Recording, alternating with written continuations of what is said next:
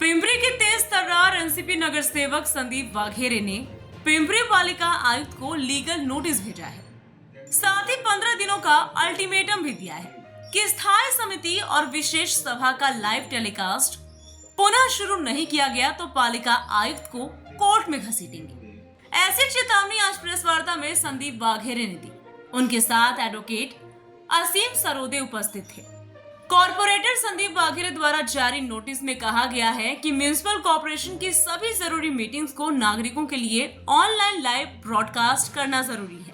Advocate असीम सरोदे ने कहा कि ये दावा किया गया है कि शहर के 38 लाख नागरिकों को पब्लिक रिप्रेजेंटेटिव्स और एडमिनिस्ट्रेशन के काम के बारे में जानकारी पाने का फंडामेंटल डेमोक्रेटिक अधिकार है, जिसे पालिका प्रशासन और सत्ताधारी बीजेपी वंचित रखना चाहती है ताकि उनके काले कारनामे जनता तक ना पहुंचे।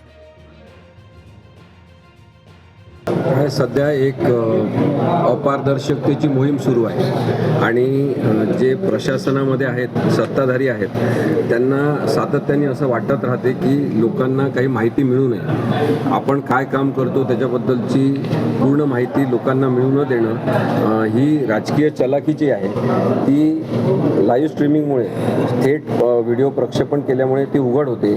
लोकांना लक्षात येते की आपण जे लोकप्रतिनिधी निवडून दिलेले ते कोणत्या दर्जाचे आहेत, ते कोणत्या प्रकारचं काम करत आहेत। त्यामुळे तंत्रज्ञानाचा जो विकास झालेला आहे त्यातून व्हिडिओ प्रक्षेपण जर होऊ शकत असेल तर ते लाईव्ह थेट प्रक्षेपण हे झालं पाहिजे। त्याच्यामुळे लोकांना सुद्धा आपले प्रश्न मांडले जातात का हे कळते। पर्यावरणाचा प्रश्न आहे, गटार व्यवस्थेचा प्रश्न आहे, पाणी व्यवस्थापनाचा आहे, रस्त्यांचे प्रश्न आहे, रस्त्यांवर खड्डे आहेत, झाडं बेकायदेशीररित्या कापले जात आहेत, जे ग्राउंड आहेत सरकारी त्याच्यावर अतिक्रमण होत आहेत। अशा आरोग्याच्या समस्यांच्या संदर्भात वेगवेगळे प्रश्न मांडले जातात। ते प्रश्न मांडणारे लोक कोण आहेत ते दिसू नये आणि त्याच्यावर काही आपण कामच करत नाही हे लोकांना समजू नये, यासाठी अपारदर्शकतेची मोहीम म्हणून अशा पद्धतीने हे लाईव्ह स्ट्रीमिंग बंद करण्यात आलेलं आहे असं मला वाटतं। अभिव्यक्ती स्वातंत्र्याचा भाग म्हणून सुद्धा नागरिकांना जाणून घेण्याचा, मतदारांना हे जाणून घेण्याचा हक्क आहे की त्यांचे लोकप्रतिनिधी काय करत आहेत आणि त्यामुळे आम्ही भारतीय संविधानातल्या कलम 19चा संदर्भ दिलेला आहे। त्याचबरोबर माहिती अधिकार कायद्यातील कलम 4 नुसार पारदर्शकते पद्धतीने सगळी माहिती उपलब्ध लोकांना असली पाहिजे। मग कामकाजाची माहिती, त्यानंतर त्या चर्चेचं इतिवृत्त हे सुद्धा लोकांना लगेच उपलब्ध करून दिलं पाहिजे। असे जर नगर परिषदेला निर्देश दिलेले असतील नगर विकास संचालनालयाने तर आपल्याला हे समजून घ्यायला पाहिजे की महापालिका सुद्धा वेगळी नाही, पंचायत समिती वेगळी नाही, जिल्हा परिषद वेगळी नाही, सगळीकडे लाईव्ह स्ट्रीमिंग झालं पाहिजे। आपण नगर परिषद, पंचायत समिती, जिल्हा परिषद, महापालिका या सगळ्यांना स्थानिक स्वराज्य संस्था म्हणतो। स्वराज्य हे पारदर्शक असते, अपारदर्शक नसते। त्यामुळे स्थानिक लोकांना आपल्या संदर्भात काय कामकाज सुरू आहे हे सगळं समजून घेण्याचा हक्क आहे। त्यामुळे संदीप वाघेरे साहेबांतर्फे आम्ही नोटीस दिलेली आहे। 15 दिवसाची मुदत महापालिकेला दिलेली आहे। त्यांनी त्वरित याबद्दलचा कायदेशीर व्यवस्थित लेखी निर्णय घेऊन त्याची प्रक्रिया काय असेल लाईव्ह स्ट्रीमिंगची हे जाहीर करावं आणि त्यांनी जर तसं करण्यास अपयश दाखवलं तर आम्ही उच्च न्यायालयामध्ये जनतेच्या हितासाठी याचिका दाखल करू। मी ॲग्रेसिव्हपणा दाखवला, त्यांची पण एक छत्तीसही पारदर्शकतेची कारभार असं काही नाही आहे। मी ॲग्रेसिव्हपणा दाखवला की एक पारदर्शकतेने कारभार लाईव्ह प्रक्षेपण व्हावं, त्यांची पण इच्छा तीच आहे की ती व्हावं, सभागृहात ते आवाज उठवतील। नाही, मी कालचे न्यूजपेपरला कालच्या आजच्या सगळ्या बातमी वाचली आणि मग काल सरांना मी फोन केला की अशा हे आहे, त्यांनाही बातमी पाठवली आणि चिलेकर सरांची पण बातमी पाहिली आणि आज बऱ्याच सगळ्या पेपरला ती बातमी आली। त्या अनुषंगाने ती प्रेस कॉन्फरन्स घेऊन महापालिकेला सरांच्या लेटरवरती नोटीस पाठवली। 100% तसं देणार नाही तर काय। आता सरांच्या माध्यमातून मनसेने एक केस दाखल केलेली आहे, 60 कोटीचा जो उपशोषणाचा घोटाळा ते पैसे दिले गेले, असे बरेचसे विषय आहेत महापालिकेत।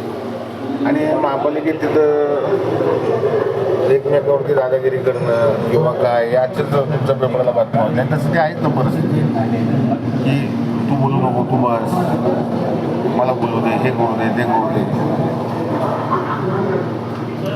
कोणाच्या सांगण्यावरून बंद करण्यात आलं असेल?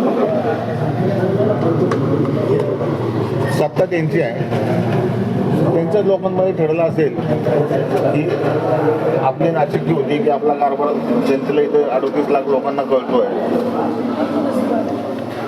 की आपण किती भ्रष्टाचार केला किंवा काय केलं हे जनतेपर्यंत जात आहे आणि हे जाऊ नये म्हणून लाईव्ह प्रेक्षेपण बंद केलेलं आहे आणि हे लाईव्ह प्रेक्षेपण चालू करावं. बाकी महापालिका असतील, जिल्हा परिषद असतील, राज्य शासन, केंद्र इथं लाईव्ह प्रेक्षेपण चालू आहे, तर या महापालिका पण लाईव्ह प्रेक्षेपण चालू झालं पाहिजे. मी भाजपबरोबर होतो. मी 8 दिवस अगोदर भाजप पक्ष सोडला. मी वरिष्ठ नेत्यांवरती नाराज अजिबात नाही आहे.